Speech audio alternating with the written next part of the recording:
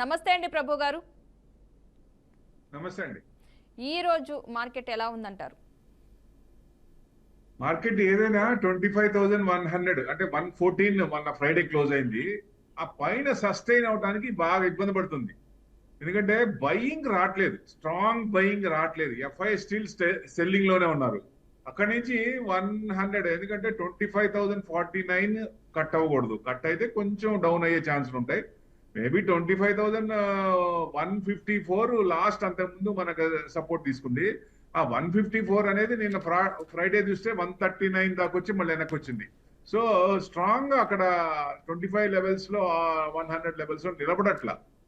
So ఏది ఏమైనా market కొంచెం సంథింగ్ ఏదైనా స్ట్రాంగ్ ట్రిగర్ పాయింట్ కోసం చూస్తున్నట్టు అనిపిస్తోంది. సో ఏదైనా ఎందుకంటే ట్రంప్ చూస్తున్నాం కదా, మళ్ళీ ఆయన ఏం చెప్తాడో తెలియదు కాబట్టి ఆ భయం ఉంది మార్కెట్ లో. అందుకని బయ్యర్స్ ఎక్కువ రావట్లేదు, మార్కెట్ లో బయింగ్ చేయడానికి రావట్లేదు, భయపడుతున్నారు ఇంకా. సో ఏదైనా పడుద్దేమో, ఛాన్స్ కిందకి వస్తే కొనుక్కుందాం, బయింగ్ లోవర్ లెవెల్స్ వస్తే కొనుక్కుందాం అనే ఉద్దేశం ఉన్నట్టుంది. అందుకనే హయ్యర్ లెవెల్స్ రాగానే ప్రాఫిట్ బుకింగ్ వస్తుంది. సో అది కూడా ఎఫ్ఐఎస్ కూడా రైజ్ ఆన్ బుకింగ్ కాబట్టి రైజ్ ఆన్ సెల్. సో ఆ మూడ్ లో ఉన్నట్టున్నారు. సో అక్కడి నుంచి ఉంది. ఏదైనా మనకి 25,049, 25,030 ఆ రేంజ్ లో కట్ అవ్వకుండా ఉంటేనే బెస్ట్. కట్ అవుతుందా అనేది, ఒకవేళ కట్ అయితే కింద వరకు రావచ్చు కొంచెం. అది కట్ అవ్వకుండా ఉండదని అనిపిస్తుంది ఒక రకంగా. ఎందుకంటే పెద్ద పడట్లేదు, పెద్ద పెరగట్లేదు. అంటే probability of going high is higher but slowly. Daily 20 points 30 points. Last week కూడా అప్పే, వారం మొత్తం అప్పే, కానీ స్లోగా పోయింది. అంటే ఈ వారం ట్రిగర్ పాయింట్ ఏంటి ఒక రకంగా చూస్తే, బుధవారం ఫెడ్ మీటింగ్ ఉంది, బుధవారం నైట్ వస్తుంది మనకి. అంటే ఆ ఎఫెక్ట్ గురువారం పడుతుంది. సో వాళ్ళు ఫెడ్ మీటింగ్ ఉంది కాబట్టి ఇంట్రెస్ట్ రేట్లు తగ్గించే అవకాశాలు ఎక్కువ కనపడుతున్నాయి. ఎందుకంటే ట్రంప్ అన్ని విధాలుగా శత విధాల ప్రయత్నించాడు. ఆయన ధమ్కి ఇచ్చి కూడా ఫెడ్ చైర్మన్ కి, పోవెల్ గారికి కూడా, తగ్గిస్తావా లేదా, ఇంట్రెస్ట్ తగ్గిస్తావా లేదా అన్నట్టు. సో ఏది ఏమైనా ఫైనల్ సక్సెస్ అయినట్లు లెక్క ఒక రకంగా చూస్తే. తగ్గించబోతున్నారు అనేది ఒక వార్త. సో డెఫినెట్ గా 25 బేసిస్ చేస్తారా, 50 బేసిస్ చేస్తారా అనేది ఇది ఫెడ్ నుంచి. ఇది కొంచెం. సో మార్కెట్ ఏంటంటే జనరల్ గా తగ్గించినప్పుడు పెరిగే ఛాన్సులు ఎక్కువ ఉంటాయి. మనకి అక్టోబర్ లో మనకుంది సెకండ్ వీక్ అనుకుంటా. అక్టోబర్ లో సెకండ్ వీక్ లో మనకి ఆర్బిఐ మీటింగ్ ఉంది. సో దాంట్లో మనం కూడా తగ్గిస్తామా అనేది కొంచెం, ఎందుకంటే మన ఇన్ఫ్లేషన్ పెరిగింది 8 months to 9 months తర్వాత, అంటే 9 months అనుకుంటా, 9 months తర్వాత కొంచెం పెరిగింది. సో ఈ పెరిగిన ఎఫెక్ట్ ప్లస్ టారిఫ్ల ఎఫెక్ట్ కలిపి ఏదైనా న్యూట్రల్ స్టాన్స్ తీసుకుంటారా, లేకపోతే 25 బేసిస్ ఫెడ్ కనుక కట్ చేస్తే మన వాళ్ళు కూడా కట్ చేస్తారా అనేది ఒక ఇది. సో డెఫినెట్ గా అది మార్కెట్ కండిషన్స్ ప్రకారం అది కనుక కట్ చేస్తే కొంచెం పెరిగే ఛాన్సులు ఉంటాయి. ఈ వారానికి చూస్తే లాస్ట్ 2 weeks, లాస్ట్ వీక్ లాగే టూ డేస్, ఈ వారం కూడా 2 days పెరుగుతుందా అంటే, కట్ చేస్తే మటుకు 2 కూడా ప్లస్లే ఉండొచ్చు, ఈ వారానికి కూడా ప్లస్లే ఉండొచ్చు. అంటే 8 days నుంచి మార్కెట్ కంటిన్యూస్ గా, టెక్నికల్ గా చూస్తే ఏమవుతుందంటే 8 days ఆర్ 13 days కంటిన్యూస్ గా పెరుగుద్ది. అంటే ఇవాళ గనక ప్లస్ లో ఉంటే నెక్స్ట్ కూడా 13 days దాకా ఉండే అవకాశాలు ఎక్కువ ఉన్నాయి. కాబట్టి కొంచెం పెరిగే ఛాన్సులు ఎక్కువ కనపడుతున్నాయి, కానీ విపరీతంగా పెరగట్లా. జస్ట్ నామినల్ అప్పర్ ఇది తీసుకుంటోంది. ఓకే, కాలర్ ఉన్నారు, తీసుకుని మనం అయితే కంటిన్యూ చేద్దాం. హైదరాబాద్ నుంచి రమేష్ గారు నమస్తే అండి. ప్రోటీన్ PROTEIN ప్రోటీన్ అండి. ప్రోటీన్ అవును మేడం. ప్రోటీన్ తగ్గుతుంది, అది నేను 1400 తీసుకున్నాను, తగ్గుతుంది, ఉంచుకోవాలా తీసేయాలని doubt madam. Protein e governance, అవును sir, protein e governance technologies అండి. ఓకే, ఎంతలో తీసుకున్నారు? 900 ఎంతలో తీసుకున్నారు సార్? నేను 1410 ఆ రేంజ్ లో తీసుకున్నాను సార్. ఇప్పుడు 900 ఉంది అది. బాగా తగ్గింది కదా. కంటిన్యూస్ కన్సల్టేషన్ అంటే బ్రేక్అవుట్ అయింది, అంటే బ్రేక్అవుట్ అయింది, కొంచెం ఆగాలి, కొంచెం టైం పట్టింది. ఎందుకంటే 1400 అంటే మీరు 19th December 1972 ఆ తర్వాత దాదాపు కిందకి వచ్చినప్పుడు మీరు జనరలీ ఫిబ్రవరి 19th కొన్నట్టున్నారు. 1406 ఆ రేంజ్ లో ఉంది. అక్కడి నుంచి డౌన్ సైడ్ కన్సల్టేషన్ తీసుకుంటూనే ఉంది. కొంచెం ఏదైనా 900 దాటినప్పుడు కొంచెం పెరిగే ఛాన్స్ ఉంటుంది, కానీ 1400 కనుక 1200 వరకు వచ్చే ఛాన్స్ ఉంది. అక్కడ స్ట్రాంగ్ రెసిస్టెన్స్ ఉంది. ఆ రెసిస్టెన్స్ కనుక దాటితే 1600 అంతకు ముందు వచ్చిన మనకు 1900 దాకా వచ్చింది. 17th డిసెంబర్ 17th డిసెంబర్ అంటే 16th డిసెంబర్ 2033. అంటే లాంగ్ టర్మ్ పెట్టుకుంటే బాగానే ఉంటుంది, 2000 వరకు వచ్చే ఛాన్స్ ఉంటుంది. కాబట్టి షార్ట్ టర్మ్ కొంచెం ఈ లెవెల్స్ దాటినాక ఇది చేసుకోవాలి. కొంచెం ఎందుకంటే ఎక్స్పెక్టేషన్ రేంజ్ లో ఆపరేటింగ్ మార్జిన్స్ తగ్గినాయండి, ఎక్స్పెక్ట్ చేసిన దానికంటే తగ్గినాయి. అందుకని కొంచెం ప్రాఫిట్ బుకింగ్ వస్తుంది. లాంగ్ టర్మ్ అయితే పర్వాలేదు. అంటే కంపెనీ మంచి కంపెనీ, డౌట్ లేదు. మీరు సెలెక్ట్ చేసుకున్న కంపెనీ బాగానే ఉంది. ఇది almost debt free company. Dividend కూడా 41% పేఅవుట్ ఉంది. డెట్ కూడా వాళ్ళు 81 days నుంచి 62 days మార్చుకున్నారు. సో డెఫినెట్ గా మంచి కంపెనీ, లాంగ్ టర్మ్ అయితే ఉంచుకోండి.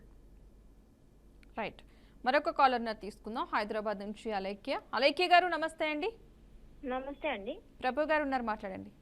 సార్ నా దగ్గర 2 క్వశ్చన్లు ఉన్నాయండి. ఫస్ట్ వచ్చేసి అంటే నాకు ఆల్రెడీ ఒక డిపి ఉంది సార్, ఇంకొక డిపి అంటే ఓపెన్ చేసుకోవచ్చా లేదంటే ఏమైనా ప్రాబ్లం అవుతుందా? ఆల్రెడీ ఒక డిపి ఉంది నాకు. ఓకే, అంటే ఎక్కడ వస్తుందంటే ప్రాబ్లం, ఇప్పుడు మంచి డాక్టర్ ఉంటే మనం పరిగెడుతున్నావా? మంచి ఎడ్యుకేషన్ ఉంటే పిల్లల కోసం ఎంత దూరం అన్నా వెళ్తున్నావా? కాలేజ్ అన్న ఎంత దూరం అన్న పిల్లల్ని పంపిస్తున్నాం. అట్లానే సర్వీస్ ఓరియంటెడ్ కూడా మనకేమవుతుందంటే ఒక్కోసారి అకౌంట్ ఓపెన్ చేసినప్పుడు వేరే వాళ్ళు ఎక్కడ సర్వీస్ ఉందో అక్కడికి వెళ్తాం. సో ఇప్పటికైతే ప్రస్తుతానికైతే మల్టీ డిమాట్స్ ఉండకూడదు అనేది లేదు. సో డెఫినెట్ గా కొంచెం అంటే సింగిలే ఉండాలని లేదు. కాబట్టి మల్టీ ఉన్న మనకి ఇదివరకు IPOs కి అప్లై చేసినప్పుడు ఒకే పేరు మీద డిఫరెంట్ నేమ్ స్టైల్స్ లో ఉంటే అది ఉపయోగపడేది. ఇప్పుడు పాన్ నెంబర్ తో ఆధార్ నెంబర్ వచ్చినాక మల్టిపుల్ అకౌంట్స్ అంటే పెద్ద అవసరం పడదు. ఎక్కడున్నా మీకు టోటల్ గా చూసుకొని మీ ఎన్ని డిమాండ్స్ ఉన్నా IPOs ఒక రకంగానే వస్తుంది. కాబట్టి మీకు సర్వీస్ ఎక్కడ బాగుంటే అక్కడికి వెళ్తారు ఎవరైనా సరే. ఎందుకంటే ఒక DP నుంచి ఇంకో DPకి వెళ్ళేటప్పుడు కూడా కొంచెం జాగ్రత్తగా టెక్నికల్ గా కొంచెం ఛార్జెస్ లేకుండా కూడా పోవచ్చు. అది మేము 1-to-1 ఉన్నప్పుడు చెప్తాం అనమాట సర్వీస్ నచ్చి. సో డెఫినెట్ గా మల్టిపుల్ డిమాట్స్ ఉండటం అనేది ఇండివిజువల్ క్రైటీరియానే, ఎక్కువ ఉండాల్సిన పనే లేదు. మీకు ఎక్కడ సర్వీస్ బాగుందో అక్కడికి వెళ్తారు. లేదా IPOs డిఫరెంట్ సర్వీస్ బాగున్నప్పుడు వేరే చాట్ కూడా ఓపెన్ చేసుకుంటారు. కాబట్టి అట్లా డిఫరెంట్ మల్టిపుల్స్ అకౌంట్స్ చాలా మందికి అందరికీ ఉంటాయి. కానీ ఎక్కడ సర్వీస్ బాగుంది, ఎందుకంటే మనం ఎవరైనా అనలిస్ట్ చెప్తున్నప్పుడు అవి కరెక్టా కాదా, ఎవరు చెప్పినా కరెక్టా కాదా, అది మనం ఇన్వెస్ట్మెంట్ చెయ్యొచ్చా లేదా. సో ఇట్లాంటివన్నీ బేరీ చేసుకుంటూ, ఎందుకంటే వాళ్ళనే నమ్మకుండా ఎవరు చెప్పినప్పుడు నేను చెప్పినా ఎవరు చెప్పినా నమ్మకుండా మీకు మీరుగా ఎవరు చెప్పినా కానీ ఆ ఫండమెంటల్స్ కూడా చెక్ చేసుకోవాలి.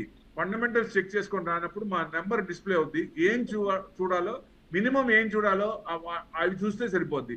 దాని ప్రకారంగా కన్సిస్టెంట్ గా డెవలప్ అవుతుందా లేదా, అంటే కాంపౌండ్ ఇంట్రెస్ట్ వర్కౌట్ అవుతుందా లేదా, సేల్స్ గ్రోత్ ఉందా లేదా, మార్జిన్స్ పెరుగుతున్నాయా లేదా ఎబిటా పెరుగుతుందా లేదా, కంపెనీ మేనేజ్మెంట్ మీద నెగిటివ్స్ ఉన్నాయా, కేసులు ఏమన్నా ఉన్నాయా, సో డైవర్సిఫికేషన్ ఆఫ్ ఫండ్స్ దగ్గర ఏమన్నా తప్పులు చేస్తున్నారా. ఎందుకంటే చాలా మంది కూడా డైవర్సిఫికేషన్ ఆఫ్ ఫండ్స్ దగ్గర దెబ్బతింటారు.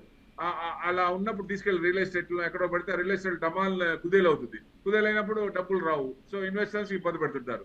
సో ఇట్లా డైవర్సిఫికేషన్ ఆఫ్ ఫండ్స్ దగ్గర, ఎందుకంటే రిటర్న్ ఆన్ రిటర్న్స్ ఉన్నప్పుడు డెఫినెట్ గా ఆ కంపెనీ గ్రోత్ ఉంటుంది. ఎక్కడ పెడుతున్నారు, దేంట్లో పెడుతున్నారు, అది మనకి కొంచెం గ్యారంటీ కాకపోయినా కొంచెం బలం చేకూరుస్తుందా లేదా, భరోసా ఉందా లేదా, వాళ్ళు చేస్తారు. అలాంటి కంపెనీలో కన్సిస్టెంట్ గా 15% కనుక 14 to 15% రిజల్ట్స్ మన కాంపౌండ్ ఇంట్రెస్ట్ ఇస్తే డెఫినెట్ గా మంచి కంపెనీల కిందే లెక్క. ఎక్కువ డిమాట్స్ ఉండాలా అనేది మన ఓన్ డిస్కషన్. ఎక్కడ బాగుంటే సర్వీస్ మనం అక్కడ ఓపెన్ చేస్తాం. దాని ప్రకారం ఏంటంటే 1-to-1 కూడా మార్చుకునే ఛాన్స్ ఉంటాయి.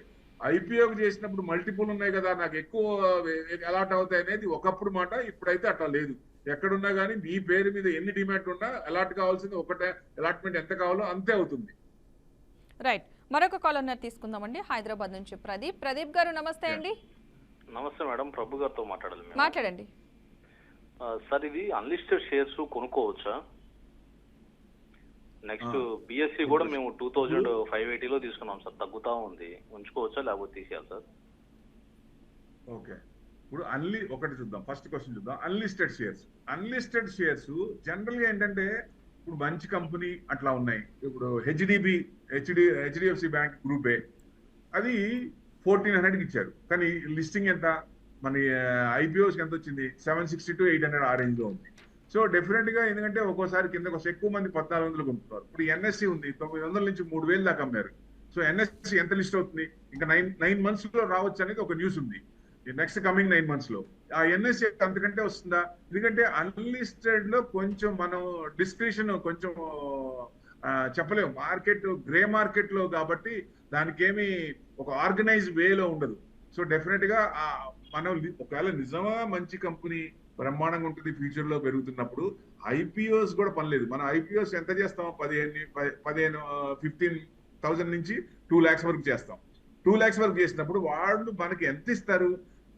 టోటల్ అప్లై చేసిన దాని మీద రేషియో తీసుకొని అందరికి ఇవ్వాలి కాబట్టి దాని ప్రకారంగా మంది ఎక్కువైతే మజ్జిగ తక్కువ అవుతున్నట్టుగా మనకి అలాట్మెంట్ తక్కువ అవుతుంది. అట్లానే ఇక్కడ కూడా మనం మంచి కంపెనీ అయితే ఐపీఓ మార్కెట్ కాకుండా సెకండరీ మార్కెట్ లో కూడా కొనుక్కోవచ్చు. అట్లాంటివి ఇప్పుడు జనరల్ గా ఇది రికమెండేషన్ కాదు, కానీ ఇప్పుడు మీకు బిఎస్సి కానీ ఎన్ఎస్సి లిస్ట్ కావాలా 9 months లో లిస్ట్ అవుతుంది. ఎన్ఎస్సి కానీ, సిడిఎస్ఎల్ కానీ, ఎన్ఎస్డిఎల్ కానీ, క్యాంప్స్ కానీ, ఇవన్నీ మంచి కంపెనీలు. సో డెఫినెట్ గా గవర్నమెంట్ ఇది కాబట్టి అవి పడ్డప్పుడల్లా మీరు లాంగ్ టర్మ్ అనుకుంటే రీట్రేస్మెంట్ అవుతున్నప్పుడు అలాంటివి మన పోర్ట్ఫోలియోలో ఉండవలసిన షేర్లు ఇలాంటివి మనం హోల్డ్ చేసుకుంటే లాంగ్ టర్మ్ లో. ఎందుకంటే కంపెనీ గ్రోత్ ఎలా ఉంది చూడండి, సేల్స్ ఎలా ఉంది చూడండి, అట్లాంటివి చూసుకుంటా ఏదైనా మీకు ఇన్ఫర్మేషన్ కావాలంటే అలాంటి అనలిస్ట్ వాళ్ళకి ఇదైతే ఏ కంపెనీలో పెట్టుకోవాలి అంటే ఫ్యూచర్ స్టాక్స్ ఏంటి ఇట్లాంటి వాటిలో చేసుకోవచ్చు. అన్లిస్టెడ్ కావి ఇప్పుడు ఎన్ఎస్సి ఉంది, దాదాపు ఒక సంవత్సరం నుంచి ఇదిగో వస్తుంది, అదిగో తోక, ఇదిగో పులి అంటారు. ఇప్పుడు దాకా రాలా, ఇంకా ఇప్పుడు కూడా 9 months అంటున్నారు. సో అన్లిస్టెడ్ ఆల్రెడీ తీసుకున్న వాళ్ళకి, సంవత్సరం కింద తీసుకున్న వాళ్ళకి ఇంకా సంవత్సరం ఉండాలి అంటే ఎంత ఇబ్బంది. అదే మనం రెడీ టు ఈట్ అన్నట్టు ఈటబుల్స్ ఉంటాయి కదా, అట్లానే రెడీ టు పర్చేస్ అన్నప్పుడు లిస్ట్ అవుతున్నప్పుడు మనం కొనుక్కుంటే అది మంచిది కదా. ఒక రకంగా అట్లా అంటే డిఫరెంట్ ఒపీనియన్స్ ఉంటాయి. కొంతమంది అలా చూస్తారు, కొంతమంది ఇలా చూస్తారు. బట్ అది హెవీ రిస్క్ అనుకోవచ్చు ఒక రకంగా. అన్లిస్టెడ్ లో ఆర్గనైజ్ వే సెబీ ఇది ఉండదు కాబట్టి ఆర్గనైజ్ వే ఉండదు. అందుకని కొంచెం హైలో ఉన్న అది మంచి కంపెనీ అయితే హెచ్డిఎఫ్ అయితే హోల్డ్ చేసుకోవచ్చు, మళ్ళీ పెరిగే ఛాన్స్లే ఉంటుంది, కింద కొనుక్కోవచ్చు. అట్లా లిస్ట్ అయిన తర్వాత ఒకవేళ మనకు ఐపీఓలు వద్దనుకున్నప్పుడు మన ఇష్ట ప్రకారం ఎన్ని కావాలో అన్ని కొనుక్కోవచ్చు. సో అది కూడా లాంగ్ టర్మ్ అనుకున్నప్పుడు స్టాగర్డ్ మేనర్ లో పార్ట్ గా కొనుక్కోవచ్చు. అది మెయిన్. రెండోది బిఎస్సి అన్నారు. బిఎస్సి తగ్గుతోంది, ఈ మధ్య బాగా తగ్గుతుంది. ఎందుకు అంటే ఆప్షన్స్ లో చెప్తానండి, ఆ బిఎస్సి ఆప్షన్స్ తగ్గుద్దనే భయం ఉంది. ఎందుకంటే వీక్లీ ఆప్షన్స్ లో ఎక్కువ మంది twin states, Telugu states, Andhra Pradesh, Telangana, the people are losing more money అని సెబీ డైరెక్ట్ గా చెప్పింది. సో ఎందుకంటే మన వాళ్ళు ఎందుకంటే పోగొట్టుకోవాలి? సో ఇన్వెస్ట్మెంట్, మన hard and money we should not lose. ఎందుకంటే మంచి కంపెనీలో ఫండమెంటల్ పెట్టుకున్నప్పుడు ఇవాళైనా రేపైనా కొంచెం తగ్గిన రీట్రేస్మెంట్ అయినా మళ్ళీ వచ్చే అవకాశాలు ఉంటాయి. కాబట్టి ఆప్షన్స్ జోలికి వెళ్లకుండా దయచేసి ఇన్వెస్టింగ్ యాంగిల్లో పెట్టుకుంటే అందరూ హ్యాపీగా ఉంటారు, వాళ్ళు బాగుంటారు, వాళ్ళ ఫ్యామిలీ బాగుంటుంది, వాళ్ళ మొత్తం టోటల్ స్టేట్ కూడా డెవలప్ అవుతుంది, కంట్రీ కూడా డెవలప్ అవుతుంది. అంటే ఇంటర్లింక్ ఉంటాయి కాబట్టి. సో డెఫినెట్ గా ఇన్వెస్ట్మెంట్ యాంగిల్లోనే అందరూ చూడాలి వెల్త్ క్రియేట్ అవ్వాలంటే.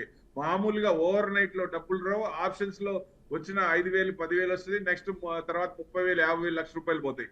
మార్జిన్స్ తక్కువ కాదని ఎక్కువ మంది చేస్తున్నారని వీక్లీ ఆప్షన్స్ తగ్గిద్దామని చూస్తున్నారు, తీసేద్దామని. మంత్లీ ఉంటాయి. ఇప్పుడు బ్యాంక్ నిఫ్టీ మంత్లీ ఎట్లా చేశారో మంగళవారానికి 2 తీసుకొచ్చారు. నిఫ్టీ కూడా వీక్లీ ఆప్షన్స్ వెళ్ళిపోవచ్చు అనే భయంతో, ఆ టర్న్ ఓవర్ తగ్గుద్ది అనే భయంతో కొంచెం తగ్గుతోంది. కానీ లాంగ్ టర్మ్ లో అది మంచిది డెఫినెట్ గా. అది కూడా బిఎస్సి ఎన్ఎస్సి కూడా ఒక కంపెనీ కదా, వాళ్ళకి కూడా ప్రాఫిట్స్ రావాల్సిందే. కాబట్టి మళ్ళీ ఏదైనా కొత్త ప్రోడక్ట్, మళ్ళీ చేంజెస్ ఏదైనా కొత్తది ఏదైనా తీసుకొస్తున్నప్పుడు మళ్ళీ దాని మీద టర్న్ ఓవర్ వస్తుంది. ఇప్పుడు కమోడిటీస్ చూసుకోండి, న్యాచురల్ గ్యాస్ తీసుకొచ్చిన తర్వాత ఎంసీఎక్స్ ఎలా పెరిగినాయి, భయంకరంగా పెరిగినాయి. అట్లానే ఏదైనా వస్తుంది లాంగ్ టర్మ్ లో ఏదో ఒకటి రావచ్చు. సో అట్లా మీకు లాంగ్ టర్మ్ అనుకున్నప్పుడు ఇది రీట్రేస్మెంట్ అయినప్పుడు మీరు కొన్న దాని నుంచి డిఫరెన్స్ ఏదైనా 15 to 20% అయినప్పుడు మళ్ళీ పికప్ చేయండి, ఏం పర్లేదు. లాంగ్ టర్మ్ అయితే హోల్డ్ చేయండి. రైట్, మరొక కాలర్ తీసుకుందాం. విజయవాడ నుంచి దినేష్ గారు నమస్తే అండి. నమస్తే మేడం. ప్రభు గారు ఉన్నారు, మాట్లాడండి. సార్ ఇప్పుడు ఉన్న మార్కెట్ లో అంటే ఏ మ్యూచువల్ ఫండ్స్ లో మిడ్ క్యాప్ పెట్టుకోమంటారు, లార్జ్ క్యాప్ దేంట్లో పెట్టుకోవడం బెస్ట్ అంటారు sir? Okay right, thank you అండి ప్రభు గారు, మంచి ఇన్ఫర్మేషన్ ఇచ్చినందుకు థ్యాంక్ యూ సో మచ్ అండి. సో చూసారు కదండి, ఇది నాటి మార్కెట్ బస్. నమస్తే.